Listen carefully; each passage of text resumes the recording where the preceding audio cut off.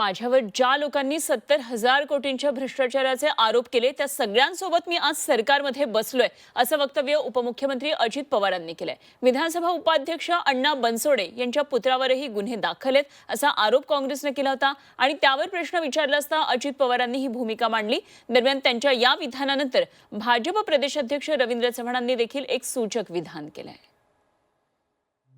तुम्हाला माहिती आहे माझ्यावर 70,000 कोटीचा भ्रष्टाचाराचा आरोप झाला ना। ज्यांनी केलं त्या सगळ्यांच्या बरोबर मी सरकारमध्ये आहे ना।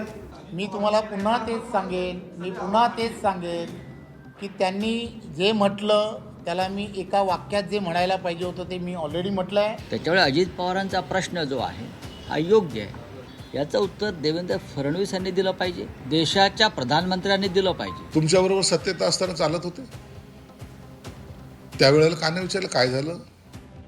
पिंपरी चिंचवडमध्ये अजित पवारांनी केलेल्या वक्तव्यांची राजकीय वर्तुळात तुफान चर्चा सुरू आहे। अजित पवारांनी केलेल्या वक्तव्यानं भाजप देखील बुचकळ्यात पडली आहे। गुंडांच्या उमेदवारी संदर्भात अजित पवारांना विचारलं असता अजित पवारांनी थेट स्वतःवर झालेल्या आरोपांचं उदाहरण दिलं। ज्या लोकांनी माझ्यावर 70,000 कोटींचा आरोप केला त्यांच्या सोबतच सत्तेत बसल्याचं अजित पवारांनी म्हटलंय। अजित पवारांच्या या विधानानंतर भाजप नेतेही पेचात पडलेत। अजित पवारांच्या या वक्तव्यानंतर रवींद्र चव्हाणांनी थेट बोलणं टाळलंय, मात्र त्यांनी बोलताना एक सूचक इशारा देखील दिलाय। त्याला गुन्हा कुणावर झाला तर गुन्हा सिद्ध व्हायच्या आधीच तो दोषी असतो का? असतो। तुम्हाला माहिती आहे माझ्यावर 70,000 कोटीचा भ्रष्टाचाराचा आरोप झाला ना। ज्यांनी केलं त्या सगळ्यांच्या बरोबर मी सरकारमध्ये आहे ना। 70,000 कोटींचा आरोप ज्यांनी माझ्यावरती केला होता त्यांच्यासोबत मी आता सत्तेत आहे असा खुलासा जपला। मी तुम्हाला पुन्हा तेच सांगेन की त्यांनी जे म्हटलं त्याला मी एका वाक्यात जे म्हणायला पाहिजे होतं ते मी ऑलरेडी म्हटलंय। अजित पवारांनी केलेल्या वक्तव्यानंतर विरोधकांनी भाजपवर हल्लाबोल केलाय। संजय राऊतांनी थेट मोदी आणि फडणवीसांनाच टार्गेट केलं।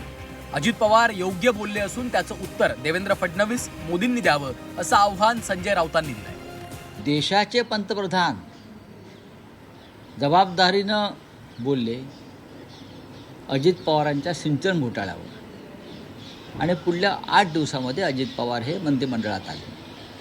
त्याच्यामुळे अजित पवारांचा प्रश्न जो आहे हा योग्य आहे आणि सिंचन घोटाळ्याचं काय झालं आरोपाचं याचं उत्तर देवेंद्र फडणवीस यांनी दिलं पाहिजे आणि देशाच्या प्रधानमंत्र्यांनी दिलं पाहिजे। तुमच्याबरोबर सत्तेत असताना चालत होते त्यावेळेला का नाही विचारलं काय झालं? अशोक चव्हाण तुमच्याबरोबर सत्तेत होते, अजित दादा होते, त्यावेळेला तुमची वाचे बसली होती, त्यावेळेला तुम्हाला बोलता येत नव्हतं। तुम्ही तर अशा लोकांना मांडीला मांडी लावून बसले होते की ज्यांना लोक आता झिडकारतायत।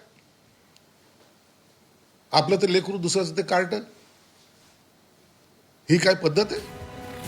भाजपचे माध्यम प्रमुख नवनाथ बन यांनी देखील दादांच्या वक्तव्यावर स्पष्टीकरण दिलंय। यंत्रणेमार्फत प्रकरणाची चौकशी सुरू आहे, त्यामुळे दूध का दूध पाणी का पाणी होईल असं बन यांनी म्हटलंय। त्या यंत्रणेकडनं सगळ्यांची चौकशी सुरू आहे। चौकशीमध्ये दूध का दूध पाणी का पाणी होईल। अशोक चव्हाण असतील किंवा अजितदादा पवार असतील ते भारतीय जनता पार्टीमध्ये आल्यामुळं त्यांची चौकशी थांबली, त्यांच्याकडे काहीतरी वेगळं आपण बेनिफिट दिलं असं अजिबात झालं नाही। न्यायालयीन यंत्रणा असतील किंवा सरकारी यंत्रणा असतील त्या पद्धतीने चौकशी करतात। जे कोणी दोषी असतील त्याच्यावर चौकशी करून कारवाई होईल।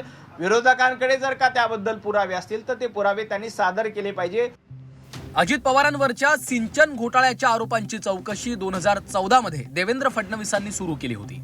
दरम्यान हे सिंचन घोटाळ्याचं प्रकरण काय आहे पाहूयात। 1999 ते 2009 या काळात बंधारे आणि सिंचन प्रकल्पांच्या बांधकामात गैरव्यवहार झाल्याचा आरोप आहे।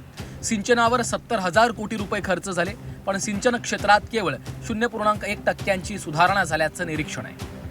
सिंचन प्रकल्पांच्या कंत्राट वाटपात तसंच त्यांच्या पूर्ततेमध्ये अनियमितता आढळली अशी नोंद कॅगनं आपल्या अहवालात केली होती। लाचलुचपत प्रतिबंधक विभागानं 2019 मध्ये मुंबई उच्च न्यायालयाच्या नागपूर खंडपीठात प्रतिज्ञापत्र सादर करून अजित पवारांना क्लीन चिट दिली होती। पिंपरी चिंचवडमध्ये अण्णा बनसोडेंच्या मुलाच्या उमेदवारीवर काँग्रेसकडनं प्रश्नचिन्ह उपस्थित करण्यात आलं होतं। दरम्यान हाच प्रश्न पत्रकारांनी अजित पवारांना विचारल्यानंतर ते भडकल्याचं दिसलंय। मात्र त्यानंतर त्यांनी दिलेल्या उदाहरणाची चांगली चर्चा सुरू झाली आहे. तर या वक्तव्यातून त्यांनी भाजपला टोला लगावल्याची देखील जोरदार चर्चा आहे. कैलास पुरी, झी 24 तास, पुणे.